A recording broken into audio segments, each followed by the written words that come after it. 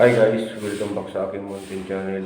Ito yung update namin sa ginagawa namin house renovation yung sa Minglis Cavite guys. Pakita ko rin.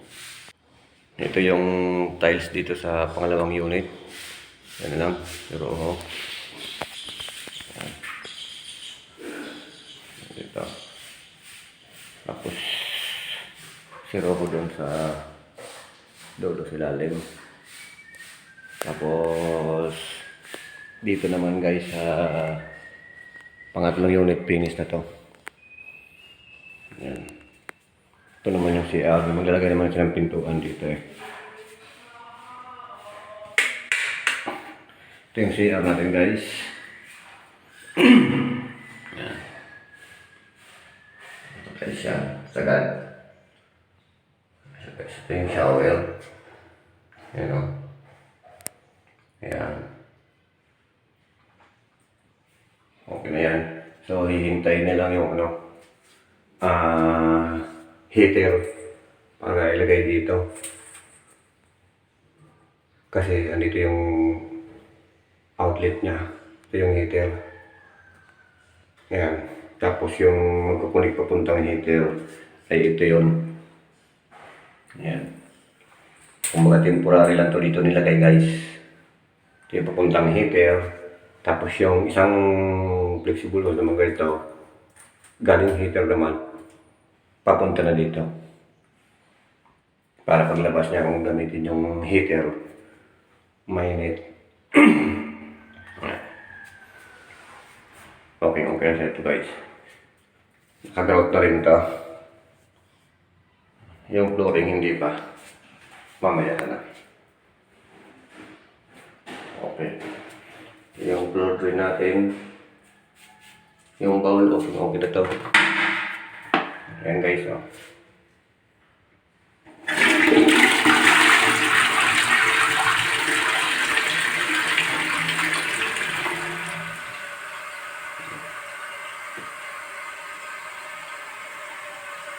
Ayan. Okay na. BD. Ayan. So, note na lang ko na sa tuloy na lang guys.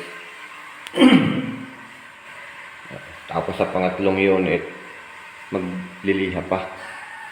Kapipinturahan yung tiles na lang doon. Okay. So siya guys, namasilyahan na yan. Ready to liha na yan. Ceiling, wall, paikot. Ayan o, si Brad Nogi. Ayan, yung doon sa laundry area, wala pang yun. Hindi mo nagagalawin yun. Yung kisame lang doon, at pinturahan. CR, kisame lang din at pinturahan. Paikot punta rito guys. Lahat na kamasilya na yan. Ano? Masilyado na lahat yan. Kaya itong adhesive na to dito gagamitin yan. Oh, Philippines! Oh, Philippines! Tapos ito yung labas niya guys. Pantay lang yan sa may biga. Kaya may maskintik naman yun para di mahawaan yung harap. Siya. Yung simento pa. Yan. Ito pipinturahan pa to. Tapos lalagyan pa to dito ng spandrel. Ayaw na ano na. Ito na yung panlagay dito guys. Spandrel.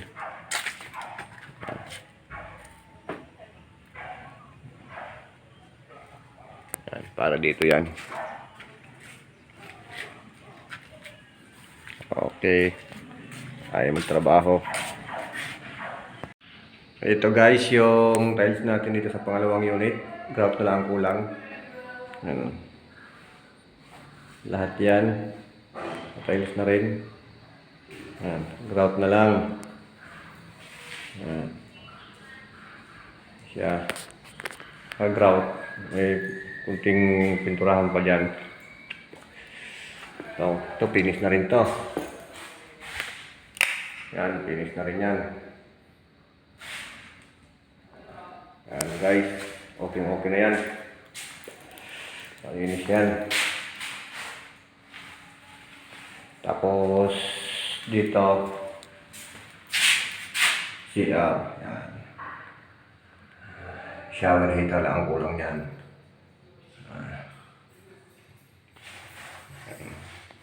Okay na yan. Malinis na. Guys, yan na.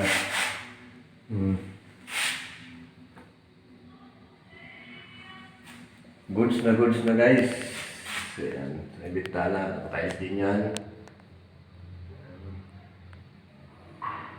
May design yan sa kita, 4. Iba na yan. Yan. 4 na yan, design yan. Okay. Sa pangatlong unit, sa unang unit, nagliliya pala dun. Lapit na to guys. Ito yung guys yung sa unang unit natin. Yan, finish na rin yung pintura. Punta sa ceiling. Yan. Yan siya. Tapos dito lang sila babot sa tiles din yan. Yan. Yung doon wala pa yung doon.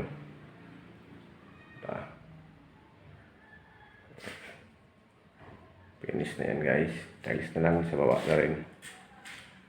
Tapos dito sa labas. Yan. Ibang kulay na nandoon sa pinantay lang sa biga. Yung kulay dito sa kwarto kalit sa entrada ng pinto. Yan siya guys. Tiles pa lang. Tiles pa tayo dito.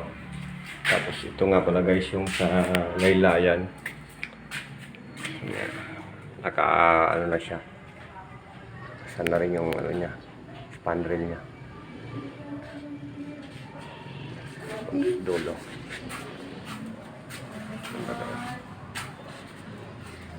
Ako dapat yung mahapon. Gigigil na eh.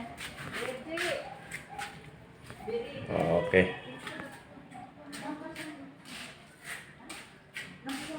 Tiles tayo. Ito na guys yung tiles natin sa unang unit. Umpisa na ako mag-tiles dito. Ayan. Medyo malapit-lapit na to.